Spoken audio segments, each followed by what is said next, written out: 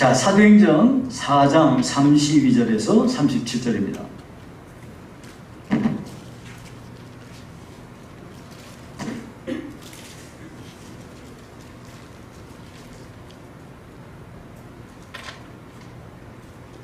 사도행전 4장 32절에서 37절 제가 봉독해 드리겠습니다.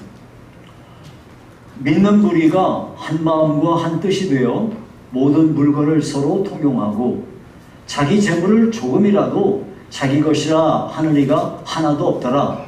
사도들이 큰 권능으로 주 예수의 부활을 증언하니 무리가 큰 은혜를 받아 그 중에 가난한 사람이 없으니 이는 밭과 집이 있는 자는 팔아 그 판 것의 값을 가져다가 사도들의 발 앞에 두매 그들이 각 사람의 필요를 따라 나누어 줌이라. 구브로에서 난 레위족 사람이 있으니 이름은 요셉이라. 사도들이 일컬어 바나바라 번역하면 위로의 아들이라 하니 그가 밭이 있음에 팔아 그 값을 가지고 사도들의 발 앞에 두니라. 아멘. 자, 오늘은 사랑의 공동체라는 제목으로 말씀을 상고하도록 하겠습니다. 오순절 성령 강림으로 시작된 예루살렘의 이 초대교회가 처음 찾아온 위기는 당시 유대 종교 지도자들에 의해서 받은 박해였습니다. 사도들은 투옥되었고 다시는 예수의 이름으로 말하지 말라 하는 위협을 받고 풀려났습니다. 그런데 이 위기의 상황에서 교회는 합심해서 기도했고 하나님은 성령 충만으로 응답하셨습니다. 자, 이렇게 성령 충만을 입은 성도들은 서슬이 퍼런 종교 권력자들 앞에서 두려워하지 않고 담대히 하나님의 말씀을 전하게 되었습니다. 자, 이와 함께 성령이 충만히 임하자 예루살렘 교회는 사랑의 공동체로 변화가 되었습니다. 성도들이 그 물질관이 바뀌게 된 거예요. 여태까지는 물질에 매여서 살았는데 성령 충만을 입자 돈에 대해서, 물질에 대해서 성도들이 자유함을 누리게 된 것입니다.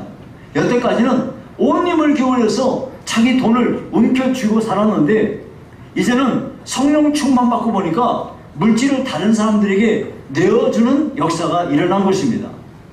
그러니까 교회가 나눔의 공동체로 변화가 되었고 이렇게 해서 이 교회가 사랑이 풍성한 사랑의 공동체로 변했다 하는 것입니다. 자, 오늘은 그래서 이 말씀을 중심으로 해서 이 교회가 성령이 충만해지면 어떤 특징이 있는지 성령 충만한 교회의 특징에 대해서 말씀을 드리고요. 우리 교회가 사랑의 공동체가 되려면 뭘 해야 될 건지 여기에 대한 두 가지 문제를 함께 상고하도록 하겠습니다. 자, 먼저 교회가 성령이 충만하면 어떤 특징이 나타나는가 하는 겁니다. 첫 번째는요, 한 마음과 한 뜻을 갖게 됩니다. 32절 말씀해 보니까 믿는 무리가 한 마음과 한 뜻이 되어 모든 물건을 서로 통용하고 자기 재물을 조금이라도 자기 것이라 하는 이가 하나도 없더라고 그랬어요. 여러분, 사람마다 물질에 대한 생각이 달라요. 부부간에도 다릅니다. 예, 돈 쓰는 거 달라요. 남자는요, 차 사는데 돈 쓰기를 원하고요. 아내는요, 가방 사는데 돈을 쓰려고 해요. 돈은 같은 돈이지만 서로 관심이 다르니까 돈을 사용함에 있어서 한 마음을 갖는다는 거 쉬운 일이 아닙니다. 교회도 마찬가지입니다. 교회 안에서 돈 쓸 일이 많아요. 이런저런 이유로 돈 쓸 일이 많은데 이렇게 돈을 쓰는 일이 이 다양한 공동체가 모였기 때문에 당연한 일입니다. 예, 그러니까 이 교회가 공통된 마음을 가지고 한 마음을 가지고 어떻게 이 물질을 사용한다, 이거는 그냥 간단한 문제가 아닙니다. 그런데 이처럼 다양한 사람들이 모인 교회가 물질을 사용함에 있어서 한 마음과 한 뜻으로 뭉쳤다, 이거는 성령께서 역사하셨기 때문에 가능한 것입니다. 온 성도들이 성령이 충만해지자 이와 같이 한 뜻과 한 마음을 갖게 된 것이죠. 예, 성령은 하나 되게 하는 영이십니다. 그러므로 성령께서 물질에 대한 일치된 마음을 주시니까 교회가 그런 역량을 가지고 구제하는 일에 돈을 사용할 수가 있게 된 겁니다. 자, 첫 번째는 이와 같이 그 한 마음과 한 뜻이 되었다 하는 것이고요. 두 번째는요, 큰 은혜를 받는 것입니다. 성령 충만한 교회는 큰 은혜가 임하게 됩니다. 33절에 보니까 사도들이 큰 권능으로 주 예수의 부활을 증언하니 무리가 큰 은혜를 받아 그랬어요.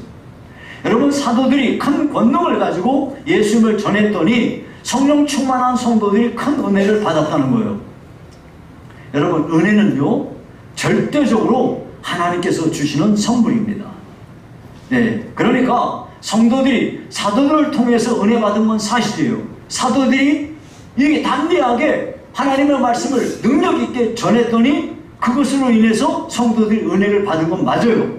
그러니까 우리가 자칫 잘못 생각하면 사도들이 은혜를 줬네? 라고 생각할 수 있어요. 그런데 그것은 아니죠. 은혜는 하나님께서 주시는 절대적인 선물인 겁니다. 성령 하나님께서 성도들에게 하나님의 말씀을 들을 수 있는 귀를 열어주시고 듣고 깨달아 알게 하시고 그것이 은혜가 되게 하신 거예요. 그러니까 성령 충만한 사람들은 하나님의 말씀을 들을 때 남달리 하나님의 말씀을 큰 은혜로 받게 되는 거죠.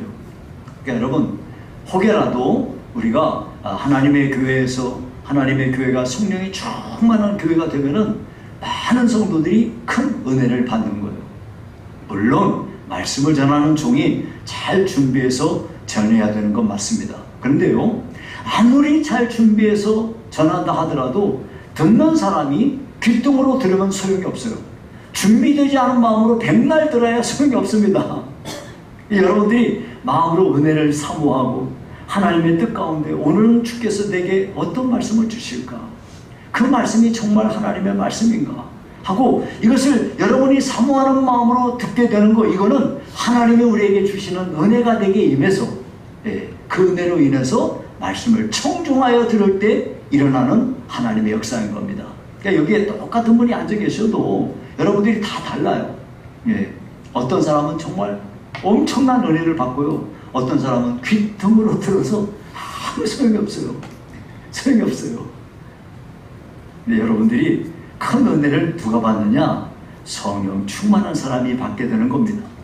자, 그리고요, 세 번째, 이 성령 충만한 교회의 세 번째 특징은 뭐냐면 나눔 공동체가 된다는 겁니다. 여러분, 성도들이 은혜를 딱 받고 보니까 가난한 형제와 자매들이 눈에 보이기 시작하는 거예요. 옛날에는 안 보였어. 그냥 내 것만 뭉켜주고 살았지. 근데 성령이 내게 임하니까 어려운 형제와 자매를 불쌍히 여기는 마음이 생기고 그들을 긍휼히 여기는 마음으로 돕고 싶은 마음을 갖게 되는 거예요. 그래서 은혜 받은 성도들은 가난한 형제와 자매를 기꺼이 자기 물질을 내놓아서 그들을 위하여 섬기게 되는 일이 생기게 되는 겁니다. 그러니까요, 가난한 형제를 돕는 일은 뭐 설교하는 사람이 이 뭐 구제를 강조한다고 해서 그게 되는 일이 아닙니다. 성도들이 은혜 받으면서 내가 여태까지는 물질 따라 살았고 물질 노예처럼 살았는데 이런 삶이 변화가 되니까 물질로부터 자유한 마음이 생기고 이렇게 하니까 이 은혜가 임하잖아요. 내가 은혜를 많이 받잖아요. 그러면요, 인색하던 사람이 후한 사람으로 바뀌게 됩니다. 움켜쥐고 있던 손을 풀어서 다른 사람을 위해서 베푸는 사람으로 바뀌게 되는 것이죠. 그러니까요, 다른 사람에게 내 소유의 것을 나눠준다는 거, 이거는요, 누가 강요한다고 되는 일이 아니에요. 마치 여러분, 소 젖을요 억지로 짜봐요. 억지로 짠다고 해서 그게 우유가 나옵니까? 어떻게 해야지 우유가 나와요? 소한테 젖을 잘 짜려면요, 잘 먹여야 돼요. 소가 잘 먹으면요, 젖이 흘러 넘치게 돼 있어요. 딱 그런 겁니다. 성도들도 은혜 받아야 형제 자매들 돌아올 줄 알고, 은혜 받아야 형제 자매들의 아픔에 동참할 줄 알고 나누면서 사는 그런 사람이 되는 것이죠. 성도들이 은혜가 충만하면, 그러니까 당장의 내 생활도 빠듯해요. 어려워요. 하지만 기쁨과 감격스러운 마음으로 기꺼이 나누는 일에 동참하게 되는 겁니다. 그러니까 여러분, 이런 이유 때문에 성령께서는 성도들에게 성령의 충만함을 허락하셔서 그 하나님의 일을 이루어 가려 하시는 거죠. 여러분, 결국 성도들이 나누는 삶을 사는 거, 구제하며 사는 거, 이거는 정말 하나님의 복이 아닐 수가 없어요. 성경에 보니까 영혼이 잘 되면 범사가 잘 되고 강건한 복을 받는다 하는 거죠. 그러니까 영혼이 잘 돼야지 범사가 잘 되는 거랑 다 그런 거예요. 성도들이 은혜를 받으면요, 영혼이 잘 돼요. 그래서 매사에 여유가 있게 되고 또 다른 사람이 이웃을 돌아볼 줄 아는 그런 풍성한 삶을 살게 되는 것입니다. 그래도 참 감사한 것은 우리나라에서 얼마 전에 제가 어떤 매체에서 보니까 우리나라에서 민간에서 벌어지고 있는 구제비, 민간에서 벌어지고 있는 구제비 지출의 대부분이, 거의 절대적인 대부분이 기독교인들이 한대요. 참 감사한 일이죠. 그런 걸 보면 누가 뭐라고 이렇게 저렇게 해도 주님의 은혜를 받은 성도들이 참 많다는 증거이니 참 감사한 일이 아닐 수가 없습니다. 자, 그런 의미에서 성령 충만한 성도들은 언제든지 구제하는 일에 깊은 관심을 가지셔야 됩니다. 이거는 개인적인 성도 한 사람 한 사람뿐만 아니라 성령 충만한 교회가 반드시 집중적으로 생각해야 될 일이 뭐냐면 구제하는 일이에요. 그래서 성령 충만한 교회가 되어 병든 사람, 연약한 사람, 외로운 사람, 이런 사람들을 힘껏 돌아보고 그들을 현실적으로 도와줄 수 있는 그런 교회가 되어야 될 것입니다. 자, 그러니까 자, 정리합시다. 성령 충만한 교회가 된다는 것은요, 성령 충만한 교회가 되면 하나님께서 주시는 그런 특징이 있어요. 한 마음과 한 뜻으로 뭉쳐진다는 거예요. 그리고 큰 은혜를 받는다는 거예요. 그리고 나눔의 공동체로 교회가 변화된다는 거예요. 자, 그러면 이제 우리 교회도 꼭 그와 같은 교회가 됐으면 좋겠는데요. 이러한 교회를 보고 뭐라 하냐면 사랑의 공동체라 그래요. 사랑이 풍성하게 임한 그 무리다, 이런 뜻에서 사랑의 공동체라고 합니다. 그러면 우리 교회가 이와 같이 사랑의 공동체가 돼야 되는데, 이런 공동체가 되려면 어떻게 해야 될까요? 자, 여러분 34절 35절에 보니까 이런 말씀이 있어요. 그 중에 가난한 사람이 없으니 이는 밭과 집이 있는 자는 팔아 그 판 것의 값을 가져다가 사도들의 발 앞에 두매 그들이 각 사람의 필요를 따라 나누어 줌이라 그랬어요. 한마디로 말하면 나눔 공동체가 된다는 거예요. 우리 교회가 정말 사랑의 공동체가 되려면 나눔의 공동체가 되어야 됩니다. 여러분, 이 구제하는 일은요, 이 여러 사람들에게 나누어주고 이렇게 하는 일은요, 성도들 한 사람 한 사람이 먼저 여기에 대한 이 깨우침이 있으셔야 돼요. 성도 한 사람 한 사람이 구제하는 성도로 변화되어야 됩니다. 여러분, 여기 본문에 보면 가난한 사람이 어떻게 없어졌다고 그럽니까? 그들이 자기들의 소유욕을 버리고 가난한 형제 자매들을 위해서 자기 소유물을 내놨다는 거 아닙니까? 성도들이 나누는 삶을 살고 어려운 사람들을 위해서 구제를 하려면요, 자기 주머니에서, 자기 통장에서 돈을 내놔야 돼요. 근데 어떤 사람들은요, 이렇게 합니다. 하나님, 여기에 이렇게 가난하고 어려운 사람들이 있으니 돈 많은 사람들의 마음을 감동하사 그들로 도와주게 해주세요. 이렇게 기도하는 사람들이 있어요. 그런데요, 하나님께서는 그런 방법보다는 어려운 이웃을 불쌍히 여기는 마음을 주신 그런 마음을 아무나 갖지 않아요. 어려운 사람을 볼 때 내 마음에서 불쌍히 여기는 마음이 생기잖아요. 이런 마음은요, 아무나 갖는 거 아니에요. 하나님께서 우리 마음에 그런 걸 부어주신 거예요. 그러니까 성령께서 어려움에 처한 형제 자매를 불쌍히 여기는 마음을 내게 주셨다고 한다면 딴 사람이 아니라 바로 내가 내 통장에서, 내 주머니에서 돈을 내놓기를 원하시는 거예요. 그 금액이 얼마냐, 이건 중요한 게 아니에요. 그 금액보다도 하나님이, 성령님이 내 마음에 주신 그 마음을 우리가 받아서 순종해서 반응할 때 하나님은 나를 통해서 하나님의 뜻을 이루어 가시는 겁니다.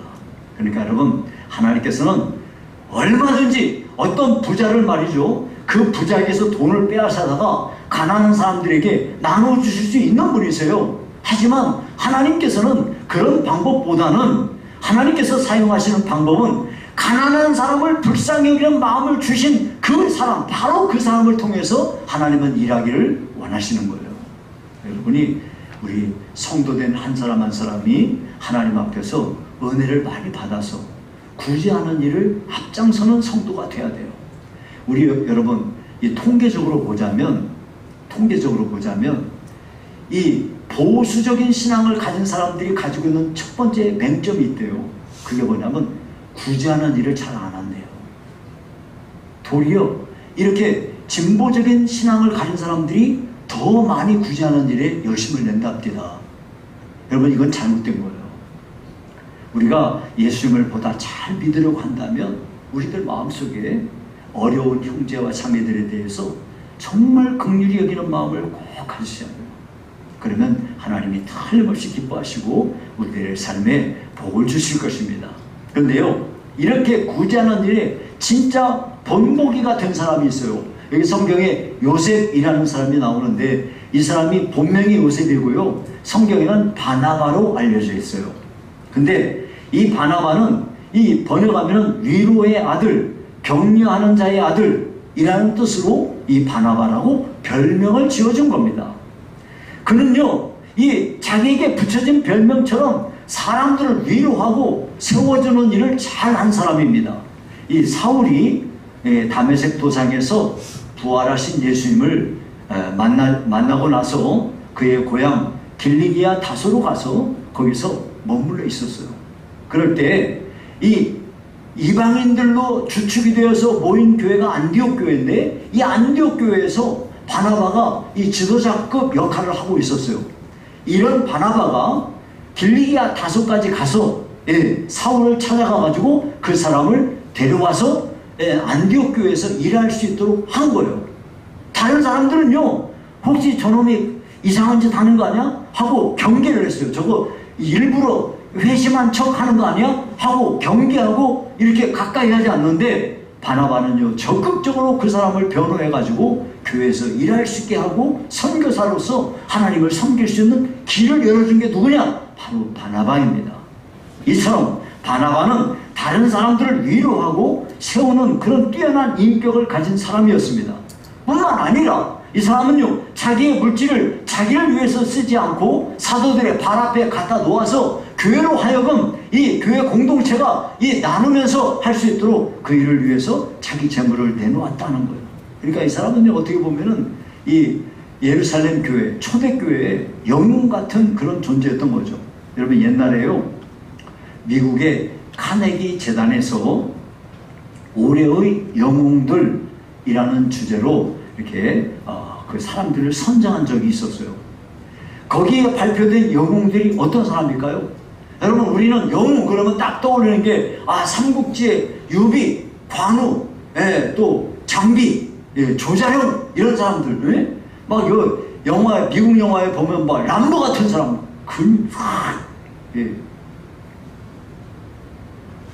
이런 사람들이 딱 떠오르는데요. 카네기 재단에서 선정한 영웅들은 어떤 사람이었을까요? 거기 보니까 화염에 휩싸인 승용차 안에서 11살짜리 어린아이를 구조한 사람, 지하철 전동차 안에서 무장 강도와 격투를 벌이다가 팔에 총상을 입은 사람, 성난 황소 4마리에게 포위돼서 이 절대적인 위기를 맞이한 그 여성을 구출한 사람, 이런 사람들을 영웅으로 선정했습니다.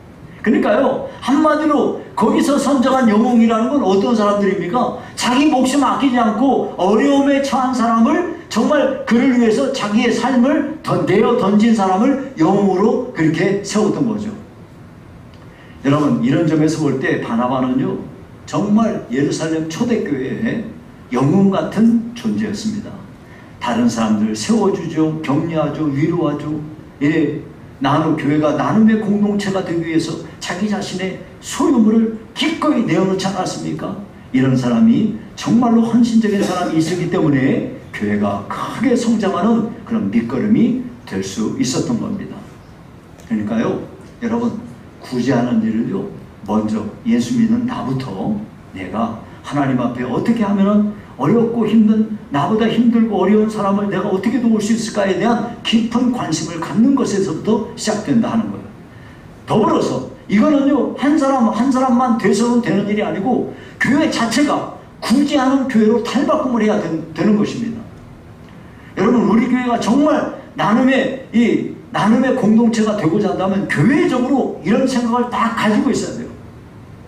초대교회 성도들은요, 밭과 집을 팔아서 그 돈을 사도들의 발 앞에 갖다 놨다고 그랬어요. 예, 그래가지고 그들로 하여금, 교회로 하여금 가난한 자들 돌보겠다 이 말입니다. 그러니까 성도들이 각자의 소유를 교회에 맡기고 교회는 그것을 이렇게 나누는 일을 했다 이겁니다. 만약에 여러분, 우리가 직접 누군가를 구제할 수 있어요. 여러분들 그러시는 분들이 있을 겁니다 아마. 근데 내가 만약 직접 구제를 한다면요, 나에게 도움을 받은 사람은 나를 주목할 거예요. 나한테 고마워할 거예요. 나를 칭찬할 겁니다. 그런데요, 이것은요, 자칫 잘못하면 큰 시험을 자초할 수가 있어요. 어떤 일이 되냐? 나를 자꾸 바라보는 데 대해서 엄청난 부담감을 느끼게 돼요. 근데 실제로 그런 일이 있습니다. 예. 선한 마음, 좋은 마음으로 그 사람을 도와줬더니 그 사람은 자꾸 나만 바라보고 나한테 더 많은 기대를 하는 거예요. 그래서 여러분, 자칫하면 도움을 받은 사람이 주님을 바라봐야 되는데 나를 바라보니까 이건 문제가 되는 겁니다. 좋은 동기로 시작했는데 문제가 되어버리는 거죠. 이런 이유 때문에 예수님께서는 구제할 때 은밀히 하라 하고 말씀하시는 겁니다. 오른손이 하는 것을 왼손이 모르게 하라 이렇게 말씀하지 않습니까? 그러니까 주님은 은밀한 중에 보시는 내 아버지께서 갚으시리라 그랬거든요. 이렇게 구제를 하기 위해서 우리는요, 교회를 통해서 구제가 진행되도록 하는 것이 현명한 방법 중에 하나입니다. 여러분들 이런 점을 깊이 지혜롭게 잘 판단하셔야 될 줄 압니다. 자, 그러면 우리 교회가 하나님께서 기뻐하시는 사랑의 공동체가 되려면 첫째 뭐냐? 나눔 공동체가 되어야 된다는 거예요. 구제를 잘하는 교회가 되어야 된다 이 말이에요. 두 번째, 소망 공동체가 되어야 됩니다. 여러분, 지금 우리가 사는 세상은 진짜 고독한 사회입니다. 우리는 지금 우리 역사상 물질적 풍요와 이 첨단 과학의 발달로 옛날보다 엄청나게 많은 것을 이렇게 우리가 알고요, 또 많은 걸 누리고 살아요. 기회들도 되게 많습니다. 앞으로는 더 그럴 거예요. 그런데 이와는 반대로 세상은 갈수록 고립되어지고 수많은 사람들이 고독과 외로움에 허덕이고 있습니다. 많은 젊은이들이요, 경제적인 이유 때문에 결혼을 꺼려하고 결혼한 사람들은 애 낳기를 꺼려합니다. 여러분, 저 때는요, 그런 개념이라는 게 없었어요. 예, 일단 사랑하면 같이 한 가정을 어떻게든 이루어서 거기서부터 시작하는 것을 너무나 당연하게 여기고 그것을 누구도 뭐라 하지 않아요. 그리고 결혼해서 아이들 많이 낳고 하나님께 그것을 통해 그 아이들 잘 양육해서 이 아이들을 하나님께 봉헌하고 이런 것이 우리 그리스도인들의 아름다운 모습이었어요. 그런데 이제는 저는요, 지금 예수님 안 믿는 사람들 얘기하는 게 아니에요. 예수님 믿는다고 하면서도 경제적인 이유를 들어서 결혼을 꺼려하고, 예수님 믿으면서도 결혼하고서도 애 안 낳으려 하고, 이거는 대체 참 정말 잘못돼도 잘못됐습니다. 참 이런 일들이 있다 보니까 많은 집에서 동물을 길러요. 예. 저는 얼마 전에 깜짝 놀란 일이 있었는데, 유모차인데 유모차에서 유모차가 있어서 얘가 예쁘겠다 그러고 싹 봤더니 개가 머리를 내밀고 있는 거예요. 아이고, 보니까 이제 유모차가 아니고 개모차나 합디다. 야, 이제는요, 혼자 사는 사람들의 수가 급격히 늘어나고 있어요. 그래서 지금 우리나라는 집이 절대적으로 부족하다고 하더라고요. 그래서 여러분이 아시다시피 혼자 먹는 밥, 혼밥, 혼자 마시는 술, 혼술, 혼자 영화 보기, 혼영, 혼자 운세 보기, 혼운, 이런 것들이 뭐 유행을 하고 있다고 합니다. 이렇게 혼자 하는 거 막 치켜 세우고요. TV에서도 오락 프로그램 만들어가지고 칭송하고 혼자 사는 거 좋다고 막 하는데요. 실상은 어때요? 여러분, 혼자 사는 게 어떻게 좋아요? 이거는요, 거짓말이 어떻게 혼자 사는데 좋아요? 혼자 사는 거 그거 안 하려고 하니까 무슨 이런 거 저런 거 갖다가 막 자기 외로움을 달래보려고 별일을 하는 거죠. 사람은요, 본질적으로 혼자서는 안 되는 거예요. 우리가 창조될 때부터 그래요. 하나님이 뭐라고 그랬었어요? 아담을 창조하시고 혼자 있는 것이 좋지 못하니 그를 돕는 배필로 하나를 주신 거라고요. 사람은 혼자 안 돼요. 이런 일이 있다 보니까 세상에 병리적인 현상들이 얼마나 많이 일어납니까? 자살하는 사람들이 무지하게 많고요. 오래전부터 인터넷상에 자살 사이트가 있어요. 지금 뭐 이거 뭐 차단하고 한다고 하지만 그거 뭐 그렇게 되지 않아요. 자살 사이트 때문에 뭐 한동안은 뭐 사회에서 큰 무리가 일어났었는데요. 이런 사이트에서는 뭐 하냐면은 어떻게 하면 잘 죽는지 가르쳐 주고요. 심지어 다른 사람 돈 받고 죽여주는 일까지 생겼다니까요. 이 고독을 풀기 위해서 약물에 중독되는 사람이 얼마나 많고요. 음란물에 중독이 되고요. 게임에 중독되고요. 이게 참 정말 보통 문제가 아니지 않습니까? 이런 세상 가운데서 교회는요, 이런 사람들에게 소망을 주는 공동체가 되어야 됩니다. 그래서 정말 우리 교회는 소망의 공동체가 되어야 됩니다. 교회는요, 이 험난한, 이 정말 사막같이 험난한 인생길 가운데서 사람들에게 소망을 주는 오아시스 같은 역할을 할 수 있어야 되겠습니다. 자, 우리가 사는 세상 정말 하루하루 힘겹게 살아가는 사람들이 많습니다. 진짜 약육 강식의 세상이에요. 강자는 약자를 잡아먹고 약자는 냉혹한 현실 속에서 그냥 버려진 채 살아가는 사람들이 얼마나 많습니까? 세상은요, 약자에 대해서는 무관심하고 루저라고 그래요. 실패자라고 그래요. 버려버려요. 약자를 돌보기는커녕 그냥 짓밟아 버립니다. 이렇게 하니까 고독한 사람, 외로운 사람들은 좌절하게 만들고 점점 더 절망 속으로 몰아넣는다니까요.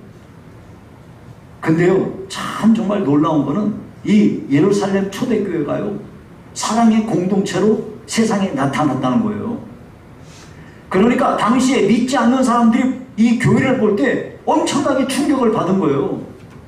교회가 연약한 사람, 고독한 사람, 소외된 사람을 이렇게 세우는 공동체로 보여지니까 세상 사람들이 교회를 희망의 눈으로 바라보기 시작한 거예요. 여러분, 우리 한국교회가 그랬어요. 여러분이 아시다시피 우리나라요, 6.25 전쟁 나고요, 잿더미였어요. 잿더미.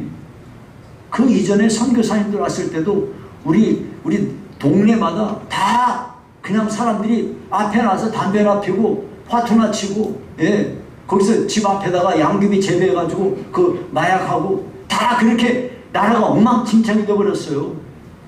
그런 세상이었는데 거기에 교회가 참 아름다운, 예, 그들에게 소망을 주는 공동체로 드러나자 많은 사람들이 교회로 들어오기 시작했던 거예요.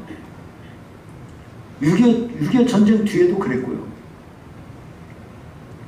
지금 여러분, 세상이 여러 가지로 변화되고 있고 교회에 대해서 이렇다 저렇다 말씀하는 것도 있지만 정말 우리 교회가 이 세상 가운데에서 정말로 하나님이 기뻐하시는 교회가 되려고 한다면 소망의 공동체가 되어야 됩니다. 예. 그러니까 세상 사람들이 볼 때, 아, 저 교회는 진짜 약하고 힘들고 어려운 사람을 위해서 그런 교회네. 그래서 교회가 세상 사람들이 볼 때 부러움의 공동체가 될 수 있도록, 들어가고 싶은 공동체가 될 수 있도록 그렇게 하셔야 돼요. 여러분, 각 목장이 그렇게 하셔야 돼요. 여러분, 목장에서 다른 사람들이, 아, 나 저 목장 가고 싶어, 이런 분위기가 돼야지 돼요. 우리 목장은 뭐 말씀으로 막 이렇게 해가지고, 그건 당연히 그렇게 하셔야 돼요. 근데 여러분, 제가 우리 교회 목장 이 체제로 바꾸기 위해서 진짜 저는 벌써 훨씬 10년 전부터 제가 기도하고 이걸 어떻게 할까, 여기 고민하고 하다가 나중에 코로나 딱 터지면서 지금이 기회다, 그러고 딱 해놓고 몇 년 뒤에서 살그머니 우리가 이제 구역이 바뀌게 한 거예요. 제 나름대로는 엄청 지혜롭게 했다고 생각이 들어요. 근데 제가 소망하는 이 목장은 뭐냐면, 목장이 바로 다른 사람들이 오고 싶어 하는 목장. 다른 사람들이 볼 때, 야, 저기 가면 되게 재밌겠다. 야, 저기 가면 되는가 보네? 이런 마음을 가질 수 있는 그런 공동체가 되기를 정말 소망합니다.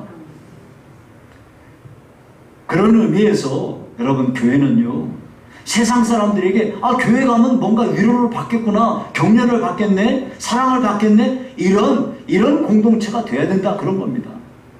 많은 사람들이 교회를 부러워하고 들어가고 싶어하는 공동체, 즉 이 소망의 공동체가 되어야 된다, 이런 말이죠. 비록 지금 우리가 살고 있는 세상에서 교회를 막 비난하기도 하고 해요. 하지만 여러분, 그런 거 우리가 생각할 것이 아니고, 우리 교회도 이 초대교회와 같이 소망의 공동체가 되고, 그래서 세상에 빛을 비추는 교회, 위로하는 교회, 희망을 주는 교회, 사랑의 공동체로 비춰질 때 우리 교회의 미래가 밝을 줄로 믿습니다. 꼭 이렇게 될 수 있기를 바랍니다. 이제 말씀을 맺습니다. 자, 오늘 우리가 사는 세상 속에서 우리 예수 믿는 성도들에게 정말 필요한 게 뭘까요? 저는요, 성경을 아무리 보고 또 봐도 우리 성도들에게 진짜 필요한 게 뭐냐면 성령 충만 받는 거야. 요즘에 이런저런 거 있지만요, 성령 충만 받으면 다 돼. 성령 충만 안 받으니까 문제가 돼. 여러분 삶에 힘들어요? 교회 다니는 거 어려워요? 왜 그런지 알아요? 여러분이 성령 충만이 안 되니까 그런 거예요. 성령 충만 받으세요. 어떻게 받는데요? 제가 여러분 설교 지난주에 했잖아요. 성령을 사모하고 교회 와서 기도하세요. 기도하시라고. 집에서 TV 보시는데 성령 충만할 일이 있겠어요? 집에 앉아서 게임하고 있는데 무슨 성령 충만할 일이 있겠냐고요. 그러지 말고 여러분 삶에 유일한 해결책이 있어요. 성령 충만 받는 거예요. 성령 충만 받기 위해서 교회 오시라고요. 누가 여기서 기도 떠들고 한다고 해서 누가 뭐라고 할 사람 아무도 없고요. 여기 와봐요. 우리 교회 별로 요즘에 기도도 안 해요. 여기 본당에 와서 해봐요. 아무도 없어요. 그냥 혼자 여러분이 찬송을 하든 뭘 하든 아무도 뭐라 안 합니다. 그러니까 여러분, 교회 와서 기도하십시오. 여러분 그런 일들을 위해서 하나님께서 여러분들을 도와주시기를 바라고요. 이렇게 성령이 충만해지자 이 예루살렘 초대교회는 성령이 충만하니까 담대한 주님의 증인이 되고, 또 교회가 사랑의 공동체로 바뀌지 않습니까? 우리 교회도 여러분들이 모두가 다 성령 충만을 입기를 바랍니다. 자, 그리고 우리 교회가 교회적으로 이 사랑의 공동체가 되기 위해서는 지금이 우리 사회가 극단적인 이기주의 사회 아닙니까? 그러니까 나눔의 공동체가 되어야 됩니다. 우리 교회가 나눔의 공동체가 되기를 위해서 우리가 기도해야 되겠고요. 또 한 가지는 온갖 세상에 병든 이 세상에 방황하는 사람이 이렇게 많은데, 이런 사람들에게 소망을 주는 소망의 공동체가 되어야 되겠습니다.